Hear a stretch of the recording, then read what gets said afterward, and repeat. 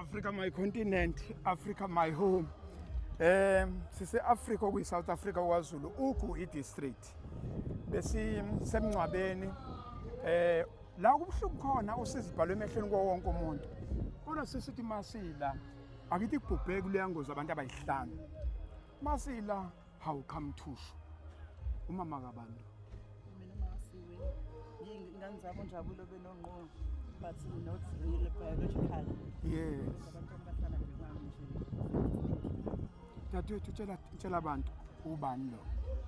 Oh, igama nguNoma wakaMeyiwa eMlazi. Utata bawasenzo lo. Tata bokaSenzo Meyiwa. Lana sihlangana kanjani la?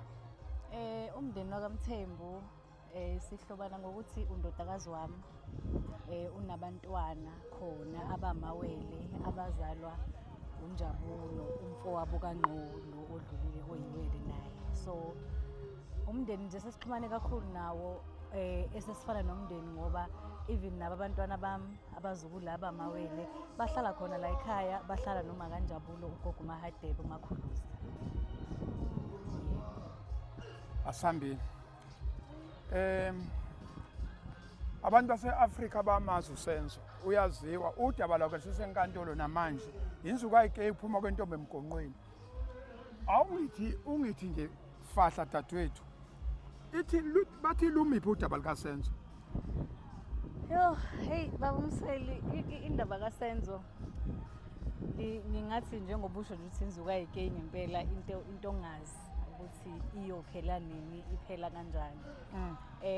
Asinayo into eshoyo ukuthi kuvimbephi kahle kahle. Kodwa silokhu simile ekuthenini siyakholwa ukuthi abantu ababesendlini noma ngabe umthetho usebenza ngenye indlela kodwa mhlawumbe kube kwaba nendlela ethi wonke umuntu owayesendlini akathatha ayovalelwa ebese bekhuluma iqiniso. I believe ukuthi akekho umuntu ongathi mina ngifuna ukuthwala icala engalenzanga. Kubhlungu ke namanje uma uke wakhuluma last week uma sivakashelwe abalandeli beOrlando Pirates bezosibheka ngelanga usenzadlula ngale emhlabeni wakuveza ukuthi namanje usakhala ngabantu ababesendlini. So siyakholwa nje ukuthi mhlambe ngempela kwakufanele noma ngizothi sinento ethi abasenzelanga iqiniso. Ngingasho nje ngingahloniza ukuthi namanje sinento ethi umthetho South Africa awusenzelanga thina iqiniso. Size sadlula kwadlula ngisho ubaba emhlabeni namanje uma akaphilile but silokhu simkholwa nje uNkulunkulu ukuthi uzosenzela umusa kodwa nje isimo sihle kakhulu asikho sihle ngoba kuze kubi manje uSenzo was a national asset okufanele ngabe into yakhe icala lakhe lasunyelwa phezulu as much as phela masibuza bathi hayi konke senza konke semandleni but njengomndeni we still feel ukuthi abasenzelanga iqiniso.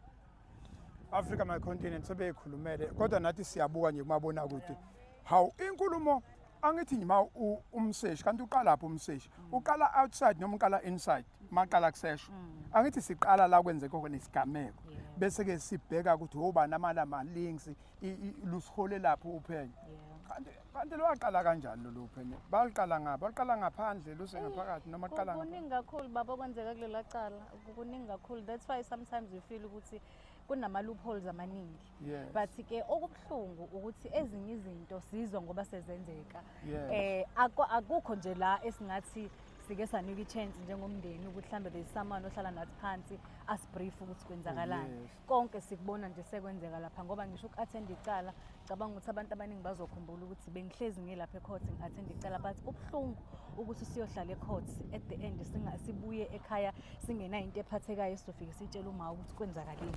So nje isinalo problem but ke njengabantu abakholwayo siyamthandaza uNkulunkulu ukuthi ngelinye ilanga kasikhumbule ngoba kubhlungu ukuthi indaba kaSenzo isenza singapholi uma singalitholi iqiniso ukuthi kwenzakalani. Senzo unabantwana uSenzo ube umntwana wasekhaya ube nomndeni unabazali okubhlungu namhlanje ukuthi baze omunye uyadlula emhlabeni but iqiniso aselitholi. Africa my continent, Africa my home. Abaseshi abakhulu abaphenyi abakhulu nabahluleli hayi siyabuka siyalandela kodwa nje okusimangalisayo kuphela ukuthi kanti uphenyo luqala lapho luqala endlini bese liphuma ngaphandle. I thank you Africa.